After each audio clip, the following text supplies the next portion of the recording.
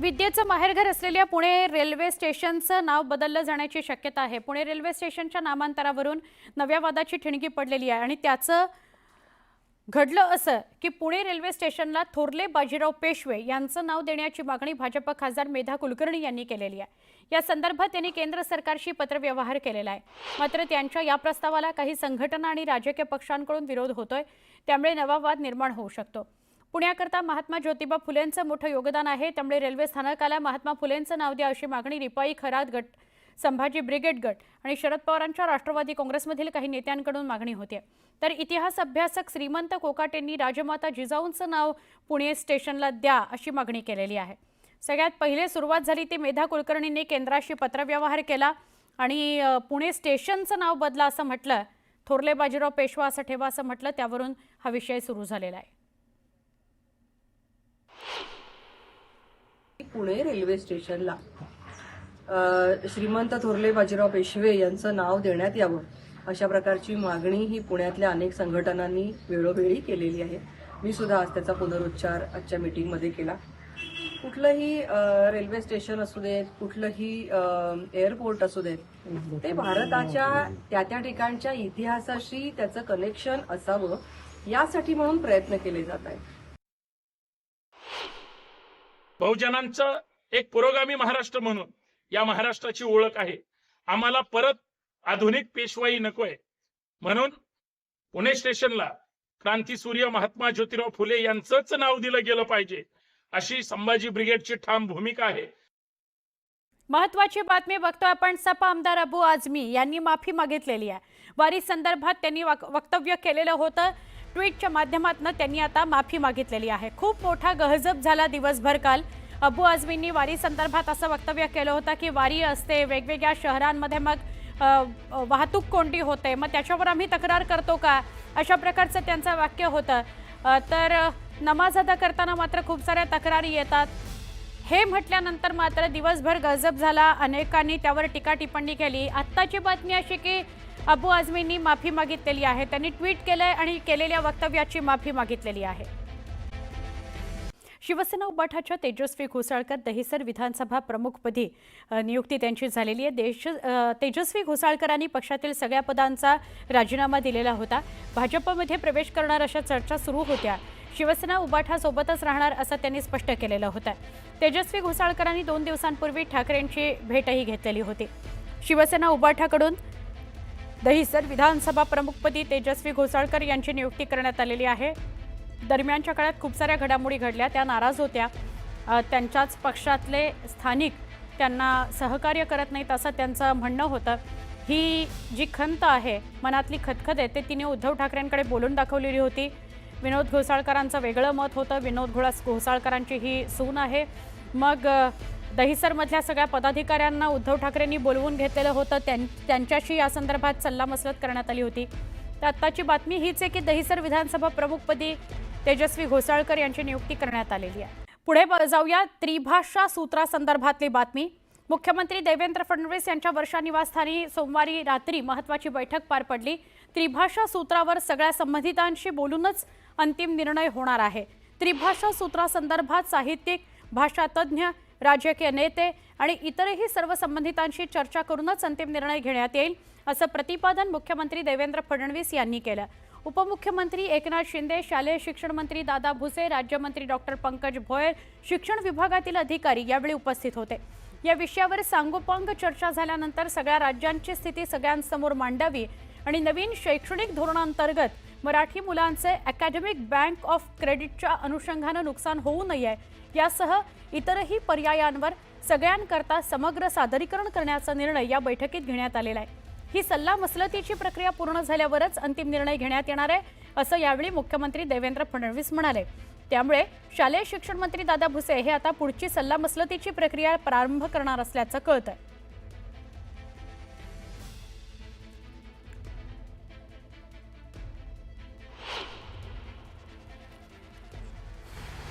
ठरवत असताना आपल्या या महाराष्ट्राच्या राज्याच्या विद्यार्थ्यांचं हित भविष्याच्या दृष्टिकोनातून ज्या मुद्द्यांवर आधारित निर्धारित करण्यात आलेलं होतं त्याचं माहिती त्यांच्याकडे आम्ही नेऊन त्या ठिकाणी ठेवू आणि सर्व मांडणी त्यांच्यासमोर केली जाईल. त्यांचेही जे काही मतप्रदर्शन असेल, ज्या काही सूचना असतील तर त्याही त्या ठिकाणी ऐकून घेतल्या जातील आणि ह्या सर्वांचं मनोगत घेऊन माननीय मुख्यमंत्री महोदय, माननीय उपमुख्यमंत्री महोदयांच्याकडे लवकरात लवकर ते आम्ही नेऊ आणि या संदर्भातला निर्णय त्या ठिकाणी फायनल केला जाईल. तर माळेगाव सहकारी साखर कारखाना पंचवार्षिक निवडणुकीमध्ये ब गट वर्गातून उपमुख्यमंत्री अजित पवार विजयी झालेले आहेत. या घडीची महत्त्वाची बातमी, उपमुख्यमंत्री अजित पवार विजयी झालेले आहेत. ब गट वर्गातून ब गटाकरता अजित पवारांना 91 मतं मिळालेली आहेत, विरोधकांना फक्त 10 मतं मिळालेली आहेत. उपमुख्यमंत्री अजित पवार यांनी माळेगाव सहकारी साखर कारखान्याची निवडणूक ही अटीतटीची केलेली होती, प्रतिष्ठेची केलेली होती. 3 पॅनल समोरासमोर उभे होते. एक अजित पवारांचं पॅनल होतं, भाजपचं पॅनल होतं, शरद पवारांचं पॅनल होतं. त्यामध्ये ब वर्ग गटात अजितदादांना घवघवीत यश मिळालेलं आहे. 91 मतं पवारांना मिळालेली आहेत, विरोधकांना फक्त 10 मतं मिळालेली आहेत. आमचे प्रतिनिधी जितेंद्र जाधव यांच्याकडून अधिक माहिती घेऊया. जितेंद्र, आत्ता जसं मी म्हणाले की उपमुख्यमंत्री अजित पवार यांनी खूप प्रतिष्ठेची केलेली आहे ही लढत, काय सांगाल? 91 मतं अजित पवारांना कसं बघता येईल या निवडणुकीकडे? विजय निश्चित? सुवर्णा, अगदी खरं आपण बघितलं की संपूर्ण राज्याचे हे लक्ष लागले ते या माळेगावच्या निवडीकडे. कारण का प्रथमच अजित पवार यांनी ब वर्ग गटामधून उमेदवारी दाखल केली होती आणि आपण बघितलंय की ब वर्ग गटामधून अजित पवार हे विजयी झालेले आहेत. माळेगाव कारखान्याच्या निवडणुकीकरता जी अ वर्ग गट आहे, अ वर्ग गटामधून साधारणतः 17,500 मतदान झालेलं आहे. त्या मतदान प्रक्रिया मोजण्याची सुरू आहे.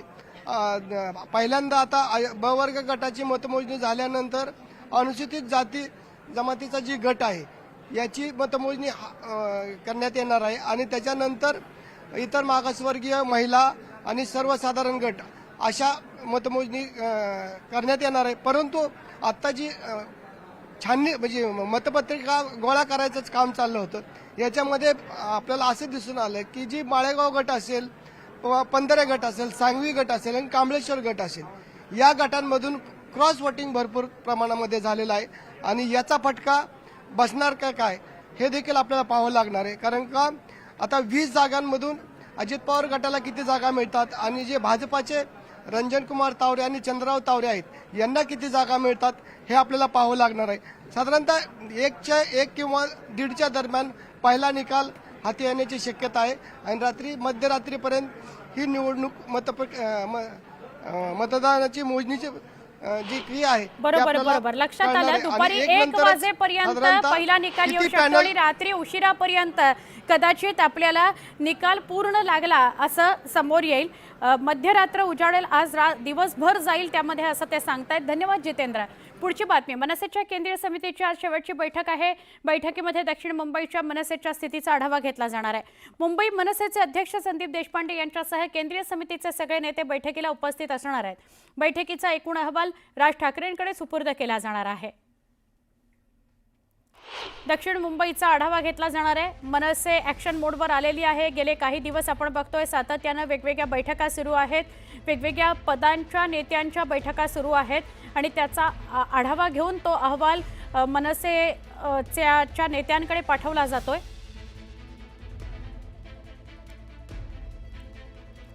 पुढच्या बातमीकडे आपण वळूया. मुंबई महापालिकेची निवडणूक नव्या वर्षात होणार आहे, सूत्रांकडून ही माहिती मिळते आहे. अशी चर्चा होती की नोव्हेंबर-डिसेंबरच्या दरम्यान महापालिकेची निवडणूक होईल, पण आता जी बातमी मिळते सूत्रांकडून ती अशी की मुंबई महापालिकेची निवडणूक नव्या वर्षातच होऊ शकेल. प्रभाग प्रारूप रचना अंतिम करण्याची तारीख वाढवली गेली आहे. प्रारूप आराखडा जाहीर करण्याकरता 6 ऑक्टोबरची मुदत देण्यात आलेली आहे. त्यामुळे कदाचित जानेवारीच्या किंवा फेब्रुवारीच्या आठवड्यामध्ये ही निवडणूक जाऊ शकते. म्हणजे 2026 मुंबई महापालिका निवडणुकीसाठी उजाडू शकतं.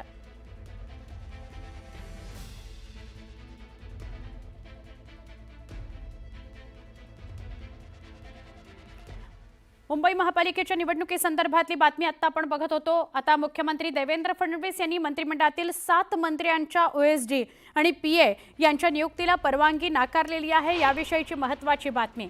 मुख्यमंत्री देवेंद्र फडणवीस म्हणजे मुख्यमंत्रीच खरं तर ओएसडी आणि यांची नियुक्ती करत असतात, तर 7 मंत्र्यांच्या ओएसडी आणि पीए यांच्या नियुक्तीला परवानगी मुख्यमंत्र्यांनी नाकारल्याची माहिती मिळते। मुख्यमंत्री कार्यालयातून संबंधित अधिकाऱ्यांना मूळ विभागात रुजू व्हा अशा सूचना दिल्या गेलेल्या आहेत।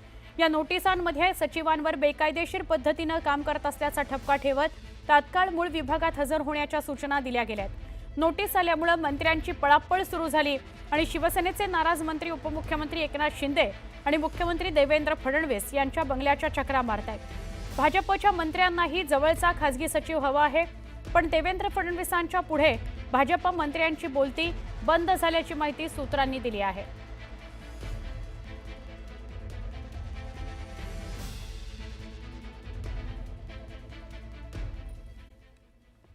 पुण्याच्या खडकवासला धरणातून पाण्याचा विसर्ग वाढवण्यात आलाय। खडकवासला धरणात पाणी पातळीत वाढ झाल्याने 3883 क्युसेक इतक्या वेगाने पाण्याचा विसर्ग सुरू आहे। नदीकाठच्या लोकांना सतर्कतेचा इशारा देण्यात आलेला आहे। हे खडकवासला धरण, या खडकवासला धरणातून पाण्याचा विसर्ग वाढवला गेलाय, त्यामुळे नदीकाठच्या लोकांना सतर्क राहा असं सांगितलं गेलंय। 3883 क्युसेक प्रति तास इतका पाण्याचा विसर्ग केला जातोय।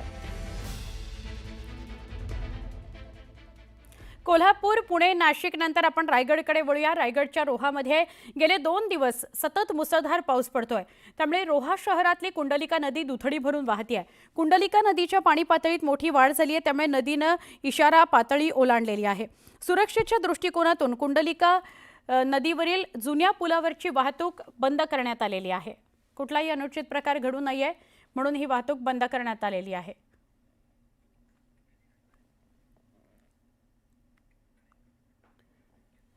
भिवंडीच्या विविध भागांमध्ये मुसळधार पाऊस कोसळतोय। जोरदार पावसामुळे भिवंडीच्या कामवारी या नदीच्या पाणी पातळीत वाढ झाली आहे। नदीकाठी उभी असलेली एक बोलेरो पिकअप गाडी ही पाण्यात बुडाली आणि अनेक दुकानांमध्ये सुद्धा पाणी शिरलं।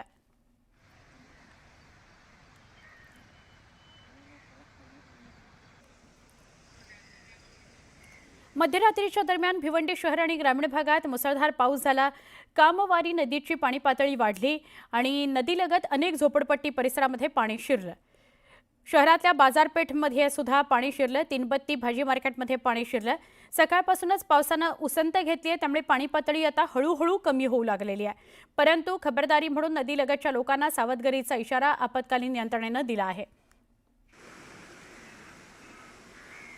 अनेकांच्या घरात पाणी शिरलं। ही बोलेरो टेम्पो आपण जर बघितली तर ती सुद्धा अर्धी पाण्याखाली गेलेली आहे। काहींच्या घरात दुकानांमध्ये पाणी शिरलेलं आहे आणि 5-5 फूट पाणी आहे।